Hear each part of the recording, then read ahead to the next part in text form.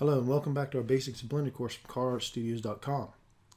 In these videos we'll be going over how to add materials, which are the colors and textures and things like that to your objects that you make in edit mode. In this first video we'll be doing a basic colors. We'll be showing how to use the Cycles render engine to just add some basic colors to our cubes and how to add different materials to one object. Going over a little bit about the lighting, and we will also be going over, in the next video, we'll be going over how to break down our objects into flat objects called UV coordinates, and we'll add some other textures and some colors and show you how to have a little bit more control of what your objects look like. So let's go ahead and get started. All right, you have your default Blender scene here. It's your cube. What we want to look at first is up here in the corner, there it says Blender Render. We don't want to use Blender anymore. It's an old way that Blender used to do renders. We want to change this down to Cycles Render. All right, so we want to go over and scroll over in our menu here until we get to this little sphere. Let's go ahead and click on that sphere. Now, since this was our default cube, it doesn't really show anything. If I click down the preview window, it does actually show you what diffuse looks like. But we want to have to click this Use Nodes.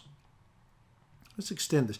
If you hover over a window and you get the double arrows, if you left click and pull out, you can widen this window a little bit. So let's go ahead and look at some of the settings on this. Right now we have a diffuse. That's kind of a matte finish.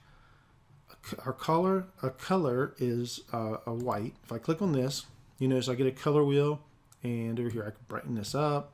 I can take it down more towards darker. I can change the color of let's get off. This is a gray, dark gray now. If you click on this, let's take it back up. And I'll take it over to like maybe a yellow. So now we have a yellow material here. Our roughness, can't really tell much on you can see a little bit here, but you can see how smooth it is. How it gives it kind of a rough, where there's not much light reflecting off of it at all, which there isn't much to begin with. Just leave our roughness at 0. Here is where our material is. So here's our material.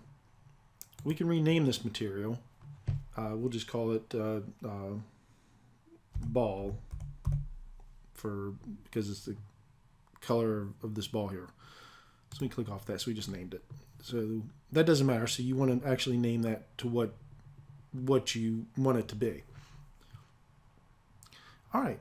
So now if we go down here, just to get a quick look, if we go down here and hit this viewport shading, right now we're in solid. Do you remember when we went in Z and Z put you back? Z will put you in wireframe, Z will put you in solid mode. Well, we want to go to rendered.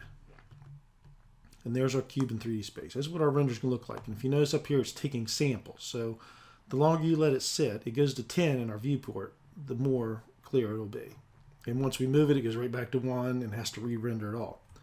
So let's go ahead and hit Z a couple more times, get in wireframe and then into solid. All right. Right now we're not able to see very good because of our lighting system. So there's two things we can do here. See where this little earth, it looks like a little earth? If you click on that, that's your world button. Let's go ahead and hit Use Nodes again.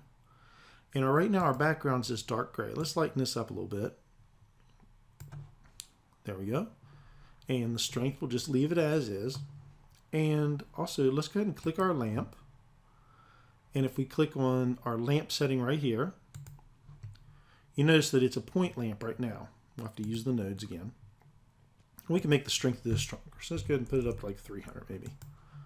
And then, once again, let's zoom in a little bit and rendered mode. All right, now you're seeing a little bit brighter. Might be a little bit too bright, but that's basically how you would not set up your lighting, but that's how you get some lighting just to see, or how you fool with the lighting and everything. So let's go ahead and let's go back to let's select our cube again and our materials tab. Now if I click on this button here where it says diffuse, like I said, the default is diffuse. If I click on that, I get quite a bit of shaders here. And as you can tell, they're a lot of them are what they say. So let's do a glossy. It's still yellow, but look now, it's almost like a glossy sphere.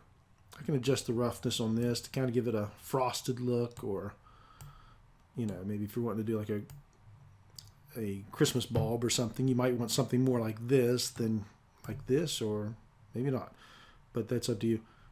But if you go under the glossy, if I go to glass, notice now it's a yellow glass type material. So if I have it as glass and I run it through the rendered, notice now I can see through it. There's a lot of these little, they're called fireflies. It's just that we're not rendering it enough, and there's little tricks to get rid of these fireflies, like this dot pattern on here. Okay, let's go ahead and Z a couple times. All right, we'll say that I don't want diffuse and I don't want glossy. I want something kind of glossy or diffuse. What we can do here is, if we do this here as a mix shader, okay, it turns completely black because there's nothing in the shader.